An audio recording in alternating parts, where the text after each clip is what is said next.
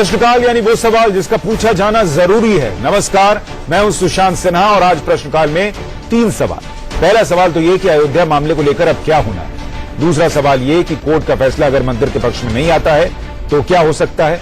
और तीसरा सवाल ये कि अगर मंदिर के पक्ष में फैसला आता है तो फिर जो मंदिर बनेगा वो कैसा होगा। इंडिया न्यूज के एंकर और संवाददाता राजीव शर्मा खुद अयोध्या में हैं और उन्होंने सरयू तट पर अयोध्या मामले के पक्षकारों को जमा किया, आम लोगों को बिठाया और फिर उनके सामने वो सवाल रखे जिसका जवाब आप जानना चाहते हैं। राजीव ने सरयू तट से पहले और दूसरे सवाल का जवाब आप तक पहुंचाने की कोशिश की है और तीसरे सवाल के जवाब के लिए वो कार सेवकपुरम पहुंचे जो अयोध्या में ही है। यहां आप उस दिव्य राम मंदिर को देख पाएंगे जिसका निर्माण 2019 में होगा, ऐसा दावा किया जा रहा है। लेकिन अयोध्या चलने से पहले आप ये देख लीजिए कि कल सुप्रीम कोर्ट में क्या होने वाला है।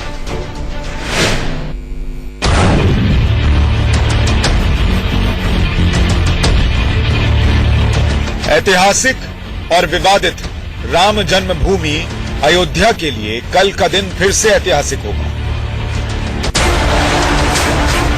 सुप्रीम कोर्ट में इस मामले की विधिवत सुनवाई शुरू होगी। इससे पहले 8 फरवरी को भी सुनवाई हुई थी, लेकिन तब मामले की सुनवाई कम, सुनवाई के तरीकों, सबूतों और पक्षकारों पर बातें ज्यादा हुई थी। लेकिन 14 मार्च को सुप्रीम कोर्ट में 3 जज बैठे, जस्टिस दीपक मिश्रा, जस्टिस अशोक भूषण और जस्टिस अब्दुल नजीर। सुनवाई अब सीधे सीधे जमीन विवाद को लेकर शुरू होगी, जिसमें 3 पक्षकार हैं, निर्मोही अखाड़ा, रामलला विराजमान और सुन्नी वक्फ बोर्ड। सबसे पहले तो कोर्ट इस बात पर फैसला करेगी कि सुनवाई की रूपरेखा और खाका कैसा होगा, क्योंकि हाई कोर्ट के फैसले को सुप्रीम कोर्ट में चुनौती सबसे पहले मुस्लिम पैरोकारों ने दी थी। लिहाजा ऐसा माना जा रहा है कि कोर्ट पहले उन्हें ही सुन सकती है। लेकिन हशीम अंसारी का इंतकाल हो चुका है, लिहाजा उनकी जगह सुन्नी वक्फ बोर्ड को पहले अपना पक्ष रखने का मौका मिले, इसकी संभावना ज्यादा है। कोर्ट के सामने भी जो दस्तावेज इन सभी पक्षों को रखने हैं उसका अंग्रेजी में अनुवाद पिछले 2 हफ्ते में कराया गया है, ताकि किसी बात का अर्थ का अनर्थ न निकाला जाए। कोर्ट ने यह भी साफ कर दिया है कि जो लोग उच्च न्यायालय के समक्ष पक्षकार बनकर नहीं गए थे उन्हें पक्षकार बनाया जाए या नहीं, उनकी अर्जियों पर सुनवाई हो या नहीं, इस पर कोर्ट बाद में फैसला करेगी। इस मामले में 524 सबूत, 20 धार्मिक और अन्य किताबें हैं जिसे आधार बनाया गया, 57 गवाहियां और रेफरेंसेस, 100 से ज्यादा फोटोग्राफ, पुरातत्व विभाग की रिपोर्ट और फाइल, जिसमें मंदिर के ऊपर मस्जिद बनाए जाने से संबंधित तथ्य। दिल्ली से आशीष सिन्हा के साथ अयोध्या से राजीव शर्मा की रिपोर्ट, इंडिया न्यूज।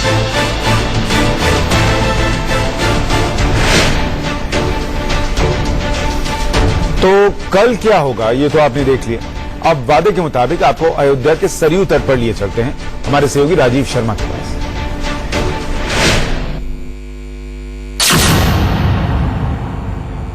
सरयू के घाट से स्वागत है आप सबका इंडिया न्यूज में। आपके साथ मैं हूं राजीव शर्मा।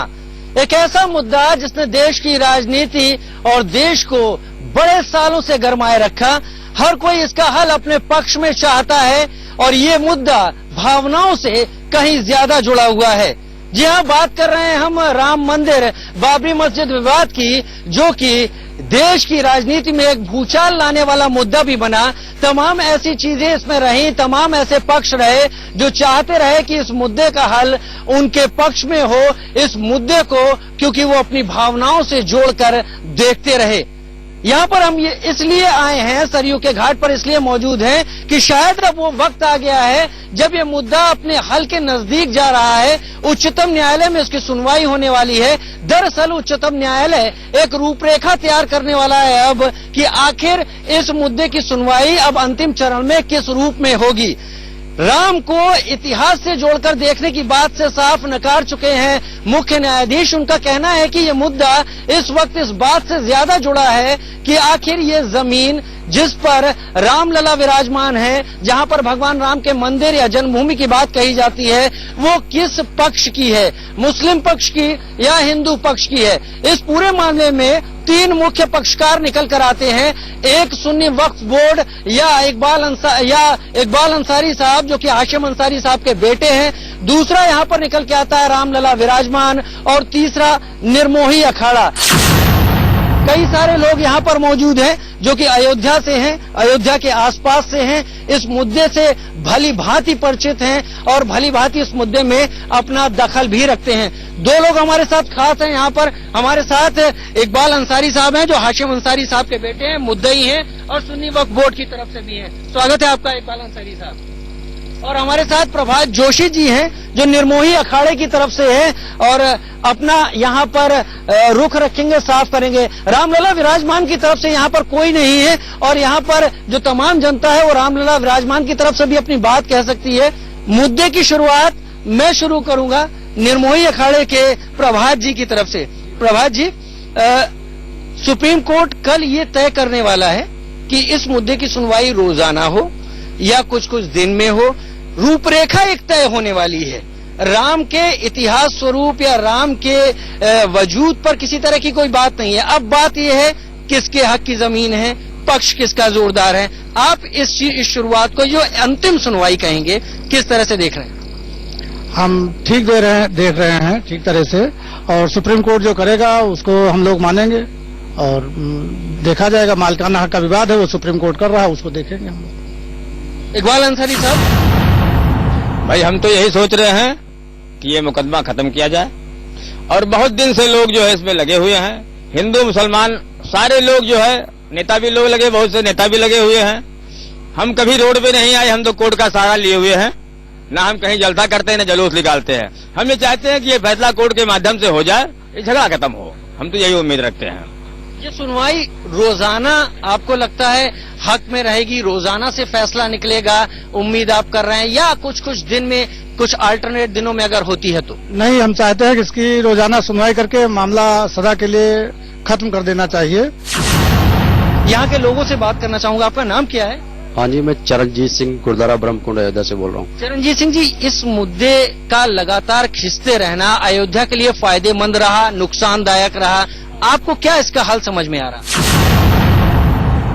दुनिया का सबसे जो हिंदुस्तान का जो मानने वाले लोग हैं, वो बहुसंख्यक समाज जो भी है, वो प्रभु राम उनके आदर्श हैं और प्रभु राम का मंदिर वहीं बनना चाहिए। सरयू के घाट पर हमें इनका कहना है कि प्रभु राम का मंदिर यहीं बनना चाहिए। क्या आप भी अयोध्या के ही हैं? जी हाँ, अयोध्या। आपका क्या सोचना है?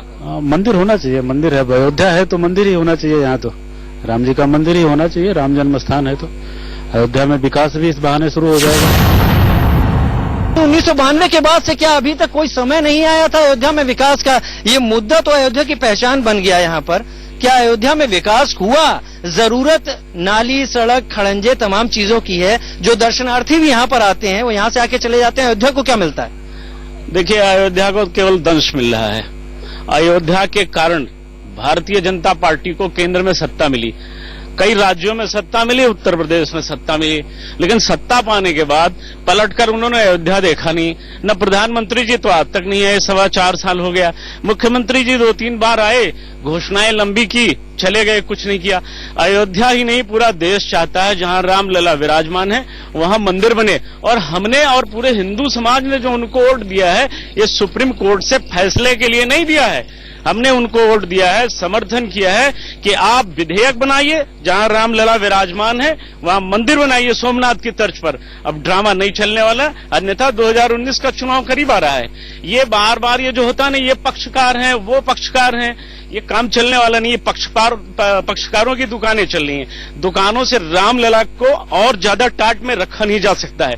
2019 तक मंदिर बनकर तैयार नहीं हुआ तो 19 के चुनाव में आप परिणाम देखिएगा, आप फिर यहीं आइएगा। मोदी जी वहीं जाएंगे जहां से आए थे, योगी बाबा वहीं लुंगी डांस करेंगे जहां से चले थे। हमको राम जन्मभूमि चाहिए, मंदिर चाहिए। क्या ऐसा हो सकता है? मतलब अभी तो भविष्य के गर्त में है, सुनवाई में तेजी आने के पूरे चांसेस हैं अब, क्योंकि जिस तरह से सुप्रीम कोर्ट एक्टिव है। अगर ये चीज सुप्रीम कोर्ट की तरफ से कही जाती है कि वहां पर दोनों पक्षों को हम मौका देते हैं, दोनों पक्षों को जगह देते हैं, निर्मोही अखाड़े का क्या कहना होगा? दोनों पक्षों कहते हैं, सुप्रीम कोर्ट अगर कहेगा तो हम मानते हैं उसको, लेकिन दोनों पक्षों को नहीं कहेगा। वहाँ मालिकाना हक का विवाद है, मालिकाना हक के हमारे निर्मोही अखाड़े के पक्ष में पूरे साक्ष्य हैं। रामलला विराजमान की फिर क्या हैसियत? रामलला विराजमान के जो पुजारी थे, पहले हिंदू महासभा थे, हिंदू महासभा ने 2004 में समर्थन दे दिया निर्मोही अखाड़े को। निर्मोही अखाड़े के पक्ष में उन्होंने प्रस्ताव पारित कर दिया है, वो निर्मोही अखाड़े के साथ है। बात केवल निर्मोही अखाड़े की और इनकी बची है मुस्लिम पक्ष की बस। बात निर्मोही अखाड़े और सुन्नी सेंट्रल वक्फ बोर्ड है उसके बीच में बची हुई है। रामलला विराजमान की यह हैसियत नकार रहे हैं यहाँ पर प्रभात जी, जो कि निर्मोही अखाड़े की तरफ से हैं। क्या कोई सार्वभौम हल इस दौरान जब सुनवाई चल रही है आपकी तरफ से निकल कर आ सकता है? नहीं, हमारी तरफ से क्या निकल कर आएगा। हमारी तरफ तमाम लोग बातचीत करने के लिए तैयार हुए और उस पर तमाम प्रस्ताव है, लेकिन कोई पक्षकार जो मेन पक्षकार है सामने बात हो, कोई मीडिएटर हो तो बात हो सकती है। क्यों नहीं? बड़े बड़े मसले सुलह शांति से हल हुए, सुलह समझौते हल हुए। देश में नाथूराम गोडसे का मंदिर बन सकता है, लेकिन अगर किसी मुद्दे को हल करने के लिए अगर कोई पहल की जा रही है तो उसको सियासी लोग बिल्कुल स्वीकार नहीं करेंगे। ये मुद्दा बहुत पहले हल हो गया होता, लेकिन सरयू नदी में काफी पानी बह चुका है। आज एक नौजवान पीढ़ी खड़ी हो चुकी है जिसको इन सब मामलों से मतलब नहीं। उसको शिक्षा चाहिए, रोजगार चाहिए, स्वास्थ्य चाहिए, लेकिन कुछ मौका परस्त आते वो सिर्फ नौजवानों को इसमें उलझाकर अपना उल्लू सीधा करती आई है और फिर करना चाह रही हैं। मैं सुप्रीम कोर्ट का, माननीय सुप्रीम न्यायालय को मैं धन्यवाद देता हूं कि उन्होंने कहा कि इस मुद्दे का हल आस्था के आधार पर नहीं, सबूतों के आधार पर होगा। सबूतों के आधार पर होगा। आपको लगता है आपके सबूत आपकी तरफ से सब पुख्ता है? हमारे तरफ पूरे सबूत हैं, सारे सबूत हैं। और जो है मस्जिद थी और गिराने वाले भी मौजूद हैं। अभी भाई साहब ने कहा है हमारे संतोष दुबे जी ने कि हम जो है गिराए हैं, तो इससे बड़ा कौन सबूत है? पूरे जितने भी लोग खड़े हुए हैं सारे लोगों के सामने कहा है ना कि हमने गिराया है, तो सबूत हमारे पास तो है ही है। मैं स्वीकार करता हूं, मैंने ढांचा ढाया है। वो ढांचा आतंकवादी के द्वारा राम जन्मभूमि को तोड़कर बनाएगा तो मैंने तोड़ा। मैंने क्या अपराध किया? अगर ये अपराध है तो मैं इस अपराध को स्वीकार करता हूं। सरयू जी के किनारे बैठ के कहता हूं, जी हाँ, मैंने बाबर के नाम को तोड़ा है, आतंकवाद के नाम को मिटाया है, कोई गुनाह नहीं किया और मंदिर भी इसी तर्ज पर बनेगा। यदि अदालत फैसला दे, स्वागत है। सुप्रीम कोर्ट का हम सम्मान करते हैं। जहां तक विकास का सवाल है, ये नेता लोग एकदम नहीं करना चाहते हैं। यहाँ के सांसद, विधायक सब आप खूब जानते हैं कितने ईमानदार हैं। नाम तो राम का लेते हैं, काम पूरा दाम का करते हैं। केंद्र में इनकी सरकार है, प्रदेश में इनकी सरकार है, विधायक इनका, सांसद इनका। अगर ये चाहे तो सोमनाथ के तर्ज पे अध्यादेश ला के, कानून बना के और राम मंदिर का आसानी से निर्माण हो सकता है। कोर्ट का फैसला का आज नहीं अनादि से जो है फैसले का इंतजार करते रहे हम लोग। अगर चाहे, योगी जी संत हैं, योगी जी बहुत से भाषण दिए, बहुत बोले कि मेरी सरकार बनेगी, मेरा आएगा तो मैं बना दूंगा। आज दीपक जलाने से यहाँ कुछ नहीं होता है। 108 फीट की मंदिर बना रहे हैं। चलिए, यहाँ अयोध्या के तमाम लोग हैं, आप लोगों का क्या मानना है? इस जगह पर मालिकाना हक की फिलहाल सुप्रीम कोर्ट यहाँ पर फैसला देगा या उसमें सुनवाई करेगा, तय करेगा, लेकिन होना क्या चाहिए यहाँ पर? मंदिर बनना चाहिए, मंदिर बनना चाहिए, मंदिर बनना चाहिए, मंदिर बनना चाहिए, मंदिर बनना चाहिए। वही है, राम जन्मभूमि रहेगी। कुछ भी बने, लेकिन मुद्दा खत्म होना चाहिए। फैसला जो है बिल्कुल मुद्दा खत्म होना चाहिए, खत्म होना चाहिए। अंसारी साहब, हम तो चाहते हैं कि झगड़ा खत्म हो। आपने सरयू तट से अयोध्या राम जन्मभूमि मामले के पैरोकारों को सुना, आपने वहां के लोगों की बातें सुनी। अब आपको उस दिव्य मंदिर की एक्सक्लूसिव वीडियो दिखाते हैं जिसका निर्माण 2019 तक हो जाएगा, ऐसा दावा किया जा रहा है। मर्यादा पुरुषोत्तम भगवान राम। इंडिया न्यूज इस वक्त अयोध्या में है और कारसेवकपुरम में है। सुप्रीम कोर्ट में एक तरीके से अंतिम बहस शुरू होने वाली है राम मंदिर विवाद को लेकर कि आखिर इस जमीन पर मालिकाना हक किसका है। हम अपने दर्शकों को यहां पर यह बताना चाहते हैं कि अगर सुप्रीम कोर्ट का ये सुनवाई के बाद ये फैसला राम मंदिर के हक में आता है तो वो राम मंदिर आखिर कैसा होने वाला है। तो हमारे कैमरे की नजर से देखिए कारसेवकपुरम की कार्यशाला में रखे राम मंदिर के उस मॉडल को जो हकीकत रूप लेगा अगर सुप्रीम कोर्ट हक में फैसला देता है। ये जो इस वक्त मॉडल आप देख पा रहे हैं, ये हकीकत में बनने वाले राम मंदिर का वो छोटा रूप है जो कि वास्तविक रूप में जमीन पर दिखाई पड़ेगा। ये मंदिर करीब 270 फीट लंबा होगा और करीब 235 फीट चौड़ा होगा। इस मंदिर की और क्या खासियतें हैं, हमारे साथ बात करने के लिए हजारी लाल जी यहाँ पर मौजूद हैं। हजारी लाल जी, इस मंदिर की और खासियतें बताइए जो मंदिर यहाँ पर ये बनने वाला है। अब ऐसा मंदिर हमारा बनेगा, 2 मंजिल बनेगा, 212 खंबे हैं, नीचे रामलला का दर्शन है प्रथम तल पर, दूसरे तल पर राम और सीता का दर्शन है। 2 मंजिल में दर्शन, 212 खंबे हैं उसमें। 212 खंबे हैं इसमें। यहाँ पर मैं अपने दर्शकों को दिखाऊं कि जिन खंबों की बात हो रही है, क्या मैं यहाँ पर आ सकता हूँ? यहाँ पर इस मंदिर में ये जो खंबे आपको यहाँ पर ये दिखाई पड़ रहे हैं, ये 212 खंबे हैं कुल इस मंदिर में, जिसमें से 106 खंबे तरफ मंदिर के मैं इस तरफ दिखाना चाहूंगा। यहाँ पर मंदिर का गर्भगृह बनाया जा रहा है। ठीक इस जगह पर मंदिर का गर्भगृह होगा और इस गर्भगृह में रामलला की मूर्ति विराजमान है। लेकिन ये नीचे के तल की बात है। अगर ऊपर के तल की बात करते हैं तो ऊपर के तल में राम और सीता की मूर्ति है। ये जो यहाँ पर ये सारे शिला ये रखे, सरिया मसाला नहीं लगेगा, ये अपने सांचे द्वार अपना ये ऐसे खड़े करते चले जाएंगे। सब गर्भगृह के खंबे ये बने हुए हैं, के खंबे हैं, बाकी सब कार्यशाला में रखा है। जी, ये कार सेवकपुरम में है। लोग यहाँ पर इसकी परिक्रमा भी करते हैं। यहाँ तमाम इस गर्भगृह के हिस्से पूरी तरह से तैयार करके रखे हुए हैं। उसमें रामलला के बगल में चौखट लगेगी, तो उसके ये अगल बगल में, चौखट के अगल बगल में लगेंगे। ये जो हिस्से हैं चौखट के अगल बगल में रामलला के। ठीक, हाँ।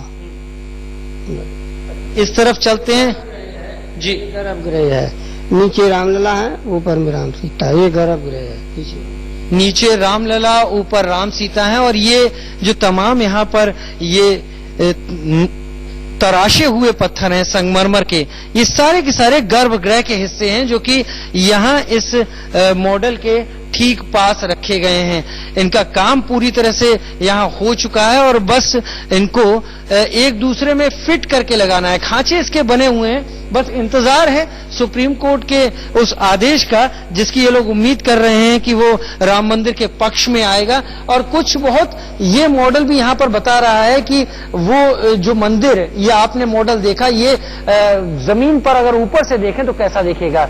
ये मंदिर यहाँ पर है और आसपास राम जन्मभूमि का नक्शा है।